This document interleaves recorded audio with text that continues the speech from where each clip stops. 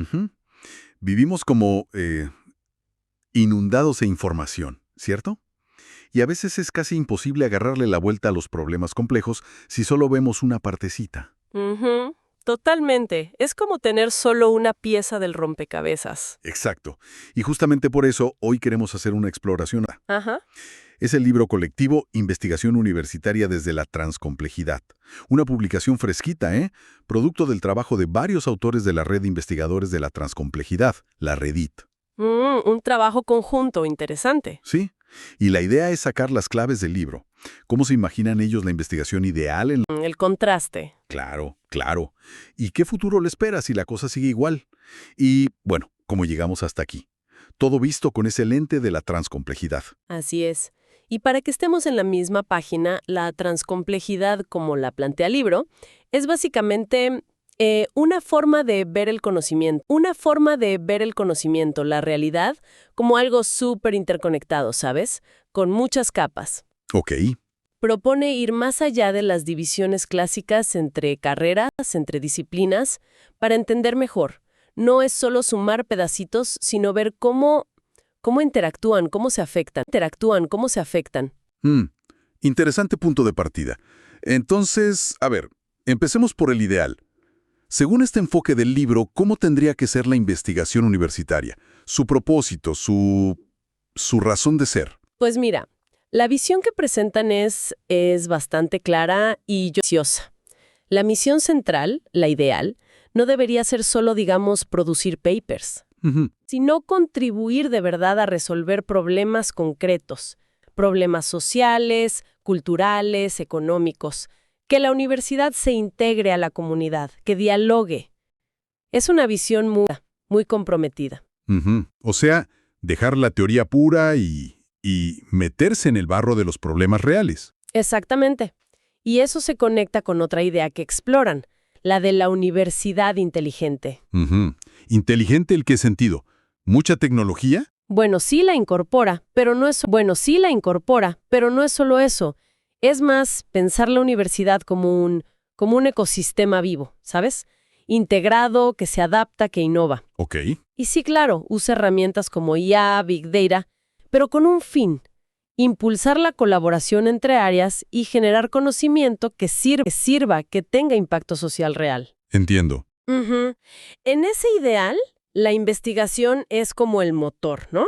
El corazón que bombea ideas, que mueve el desarrollo intelectual y esa transformación social que buscan. El puente entre teoría y práctica. Ok. Vamos al desglose. Mencionaste la transcomplejidad al principio. ¿Cómo encaja esa idea ya en lo práctico, en esta visión ideal de investigar? Ahí es donde se pone bueno. Porque la transcomplejidad no la ven como algo abstracto, ¿eh?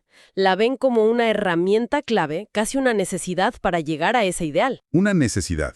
¿Por qué? Porque hablan de un transparadigma de investigación, que suena técnico, pero en cristiano significa un enfoque mucho más abierto, flexible, integral. Mm, Uno que no vea los métodos, digamos, los números, por un lado, las entrevistas por otro, el análisis crítico por allá, como cosas separadas o enemigas. claro, que a veces pasa eso. Exacto, Pasa eso. exacto.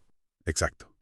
Sino como herramientas que se complementan, que juntas te dan una imagen mucho más completa, más multidimensional del problema que estás viendo.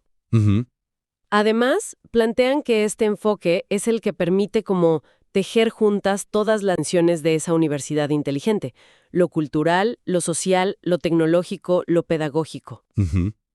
Entendido. Es la forma de superar esa fragmentación del saber, que muchas veces limita a las universidades para enfrentar problemas que, pues, no respetan fronteras académicas. Ujú. Entendido. Suena lógico. Imagina que llevarlo a la práctica debe ser complicado.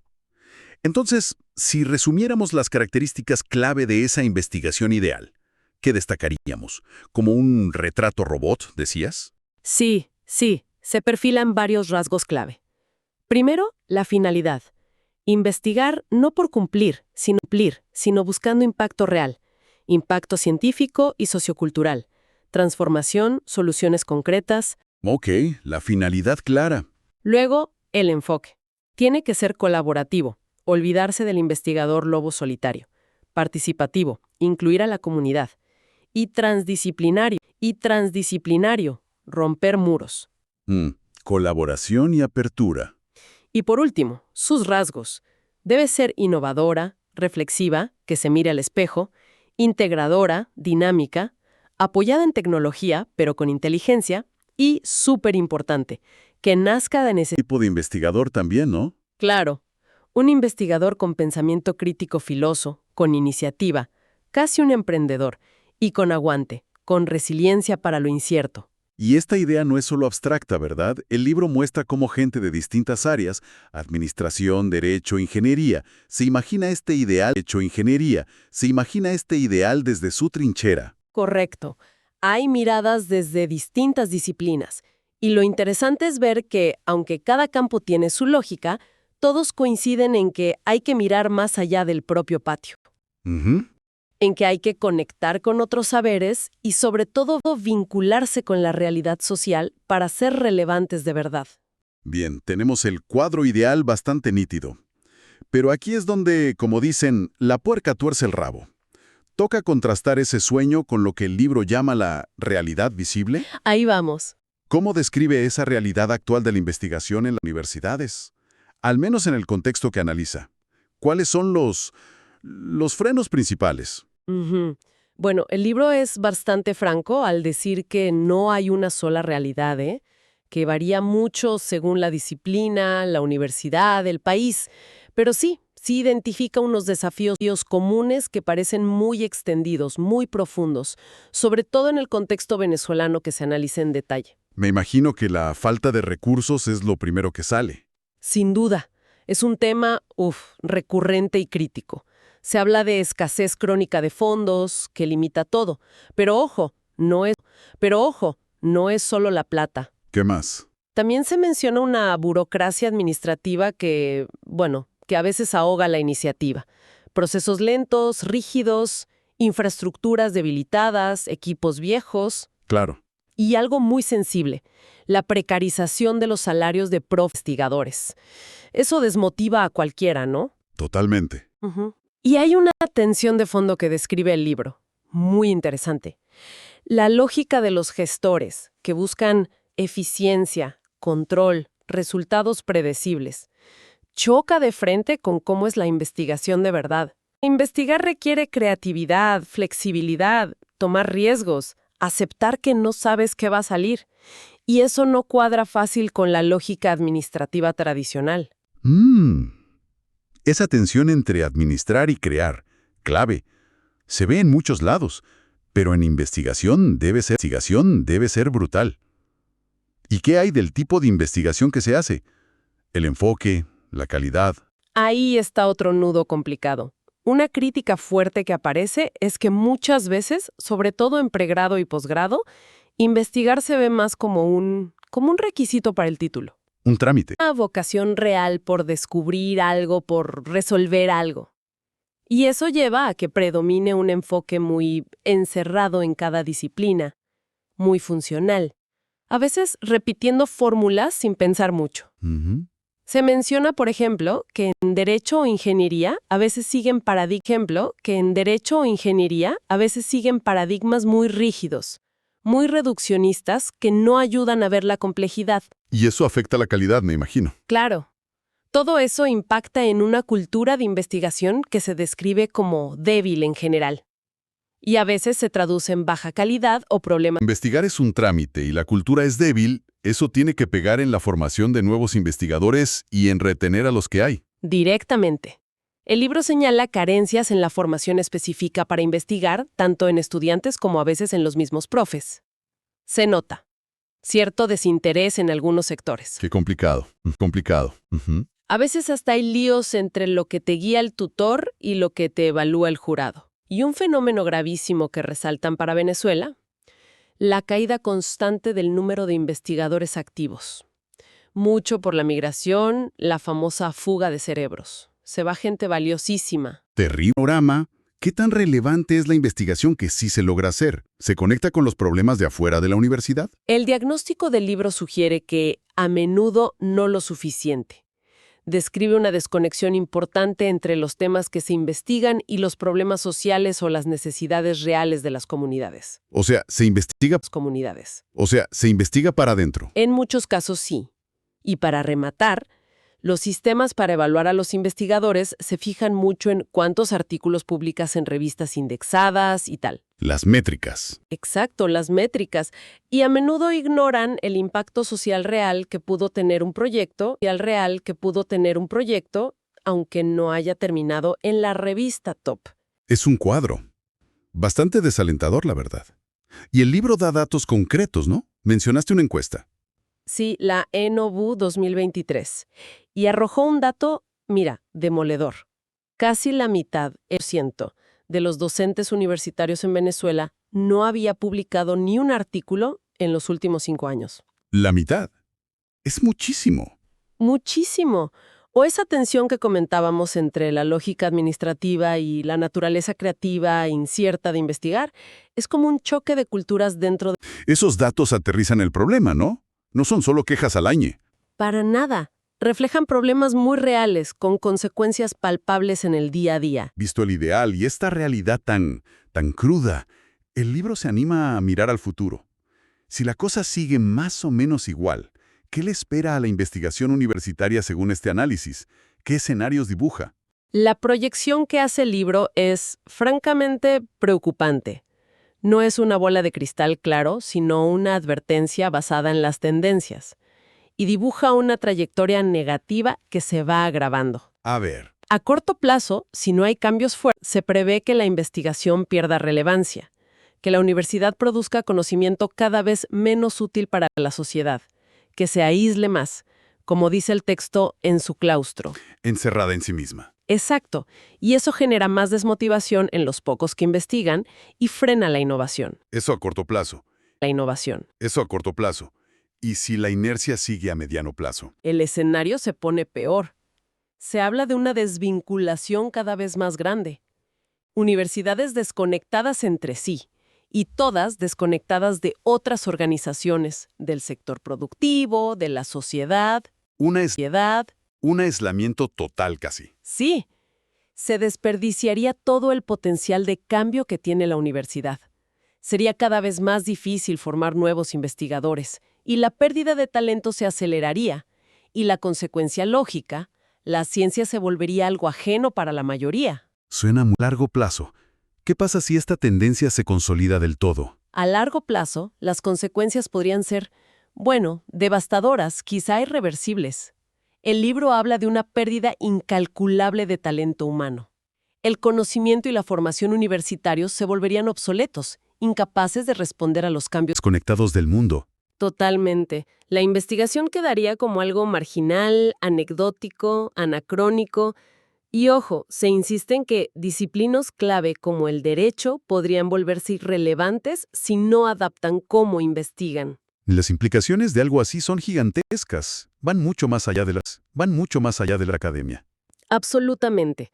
Sería un debilitamiento brutal de la capacidad de un país para entender y responder a sus propios problemas. Una pérdida total de competitividad académica. Claro. Y como sugiere el libro, podría hasta amenazar la supervivencia misma de las universidades como espacios de pensamiento crítico. Además, está el impacto en derechos humanos, como el derecho a una educación superior de calidad, que quedaría vacío. Un futuro desolador si no se hace algo fuerte. Y eso nos lleva a preguntar, ¿cómo se llegó a esto? El libro también mira para atrás, ¿no? ¿Qué factores del pasado identifica como la este presente? Sí, hay un capítulo entero dedicado a esa mirada desde el pasado, intentando entender los orígenes. Y la conclusión es que no hay una sola causa, sino que es el resultado de una mezcla compleja de factores a lo largo del tiempo. El libro los agrupa con un técnico, PECS, CELAG, pero que básicamente son factores políticos, económicos, culturales, sociales, educativos, legales y administrativo-gerenciales, o sea, un enredo de influencias. Entiendo. Como una tormenta perfecta de cosas. ¿Podríamos destacar algunos factores clave? Quizás empezando por las políticas y la plata, que ya vimos que son críticos hoy. Definitivamente. Un punto clave es la falta histórica de políticas de Estado claras, coherentes y sostenidas en el tiempo para apoyar la investigación y la formación. Exacto. Y el financiamiento, además de poco, ha sido irregular, centralizado y muy vulnerable a la inestabilidad política y a las crisis económicas. Que golpean duro los presupuestos. Lógico. Y se menciona una tensión histórica. A veces se priorizó ampliar el acceso a la universidad, que está bien,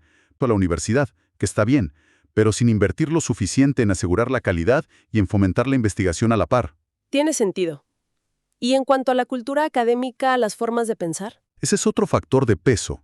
Se recuerda que, históricamente, la universidad latinoamericana no nació con una tradición investigadora tan fuerte como otras. Además, por mucho tiempo dominaron paradigmas de pensamiento quizás muy rígidos o positivistas, que ven la realidad muy fragmentada y dificultan enfoques más complejos como la transcomplejidad. Claro.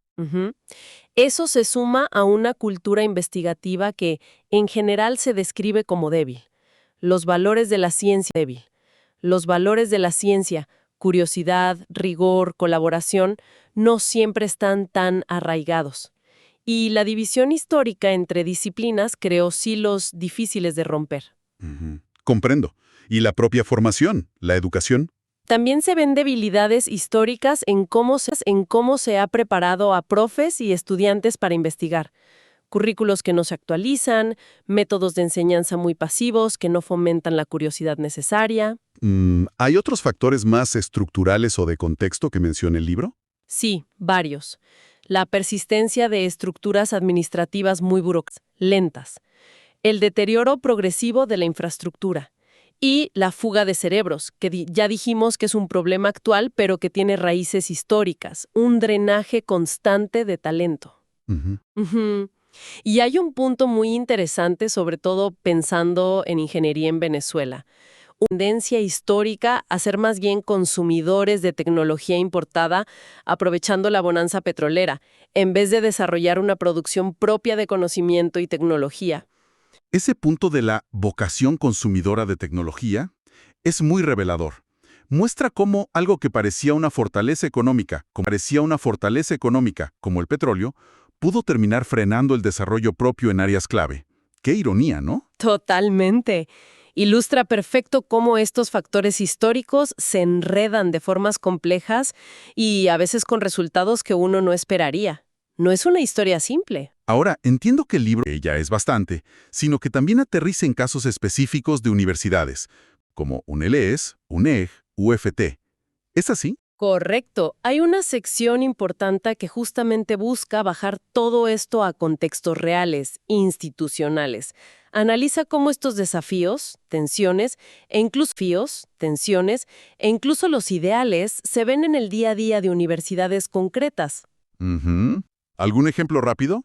Por ejemplo, al hablar de la Universidad Nacional Experimental de Guayana, la UNEC, se describe como centros de investigación en ingeniería que tienen potencial, están luchando por sobrevivir por falta de recursos y de gente. Esto refleja la crisis general, claro, pero también subraya por qué es tan necesaria esa articulación, esa colaboración que propone el ideal transcomplejo.